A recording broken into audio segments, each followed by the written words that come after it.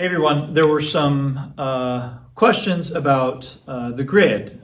We had posted about the recent passing of the DCI legend Tom Float and his contributions to our art form, which are immeasurable, and it's just wonderful to see all the sort of outpouring of love and appreciation for Tom and on social media and everything, and on our page as well. Just a legend in the activity, and so sort of in honor of Tom and that sort of thing, we figured that we would talk about the grid and do some really basic applications, but also kind of hopefully hip you to the idea that of how expansive the concept actually is, and how many different applications can be applied to it.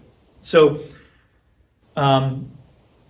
in a nutshell, the grid is the idea of taking a grouping of notes, so 4/16 notes, 3 triplets, most common, and going over every possible accent, drag, or flam variation of that partial. So the most basic idea is to play an accent on downbeats, 1 E and a 2 E, a 3 to 4 E, and then on the E, and on the and on the So we've gotten one accent on every partial of a 16 note pattern. So that would look like this: 1 E and a 2 E and a 3 E and a 4 E and a 1 E and a 2 E and a 3 E and a 4 E and a 1 E and a 2 E and a 3 E and a 4 E and 1 E and a 2 E and a 3 E and a 4 E and a stop.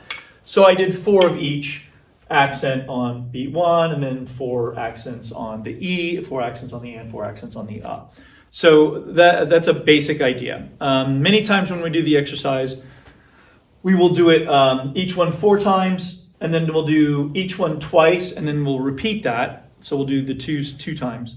And then we'll even do it 1 of each, basically just how it's written here, and we'll do that 4 times, so it becomes like a 4-measure exercise. So that would be 1 E and a 2 E and a 3 E and a 4 E and a 1 E and a 2 E and a 3 E and a 4 E and a 1 E and a 2 E and a 3 E and a 4 E and 1 E and a 2 E and a 3 2s, 1, 2, 1, 2, 1, 2, 1, 2.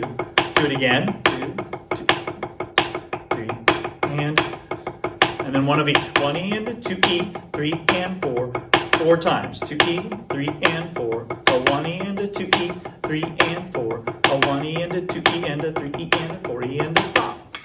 So if a kid can do that with a metronome or tapping their foot while they're marking time, especially, right, for those kids that are interested in drumline and that sort of thing, it really gives them a nice even sense of 16th notes, and it enables them to do an accent on every single possibility, right? The other idea is to take that same idea, and what we have here, by the way, is a multiplication table. So 2 times 2, 2 times 3, 2 times 4. So if you go across, we have accents, and if you go down, we have drags, right, or diddles. So I'm going to play this one where we have a diddle on 1, a diddle on E, a diddle on and a diddle on or drag, right? So 1 E and a 2 E and a 3 E and a 4 E and a 1 E and a 2 E and a 3 E and a 4 E and a 1 E and a 2 E and a 3 E and a 4 E and a 1 E and a 2 E and a 3 E and a 1. And same thing, you can do those 4, 2, 1, etc. So when it becomes interesting is when you start to put these together. So a lot of times what we'll do, and the drummers will get together, once we have this concept, we can just invent exercises to work on every conceivable variation. So what we commonly do is we'll pick a drag and we'll put it somewhere, and then we'll say, drag on 1, move the accent. So we're going to put a drag on the first partial, the 1 partial, and then we'll move the accent while leaving the drag in the same spot, right? So this is drag on 1, move the accent, and I'll just do 4 of each. So we're going to go 1 E and a 2 E and a 3 E and a 4 E and a 1 E and a 2 E and a 3 E and a 4 E and a 1 E and a 2 E and a 3 E and a 4 E and a 1 E and a 2 E and a 3 E and a 1. So I played this one. I played this 4 times, drag on 1. So the accent and the drag are in the same spot. In this case, second one, drag is on the first partial, accent is on the second partial. And what this does is kids will have felt what it feels like or experienced what it is to play an accent on all of these different variations. And by the way, it doesn't end here. There's also two accents. So accent on one E, and then the next would be E and one and then drag on the first two partials, the second and third partial, the third and fourth partial, the fourth and first partial, etc. So this goes quite a long ways, and you can replace all of the drags with flams. So you could put the flam on beat 1 and move the accent. So leaving the flam in the same spot. 1 E and a 2 E and a 3 E and a 4 E and a 1 E and a 2 E and a 3 E and a 4 E. 1 E and a 2 E and a 3 E and a 4 E and a 1 E and a 2 E and a 3 E, 4 E and a 1. So it's actually three-dimensional. It's actually a cube. You actually have accents, drags, and then flams. And this is actually how many of the modern hybrid rudiments were invented. These were, drum corps drummers who grew up with the tom float idea of the grid, and they were trying paradiddles with drags in different places. The modern rudiment book reports was actually invented in a parking lot by Paul Stivitz.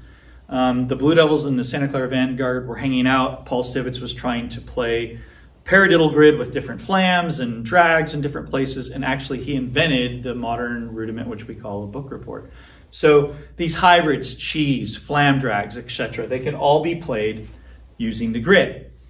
Triplet grid is the same idea. Accent on the first partial, trip, and then triple it, and then triple let, and then a drag on the first, second, and third partial. So we can do the same thing with this. Playing the accent only would be 1 lolly, 2 lolly, 3 lolly, 4 lolly, 1 lolly, 2 lolly, 3 lolly, 4 lolly, 1 lolly, 2 lolly, 3 lolly, 4 lolly, 1. We can do the drag on the second partial. So we're going to do the drag on the second partial each time, and we're going to play 4 of each of the accents in a different spot. So 1 lolly, 2 lolly, 3 lolly, 4 lolly, 1 lolly, 2 lolly, 3 lolly, 4 lolly, 1 lolly, 2 lolly, 3 lolly, 4 lolly, 1. So it's kind of an infinite amount of possibilities. So we can do them with fivelets. We can do them with combinations. We can actually do them with hybrid rudiments. We can do them with flam drags.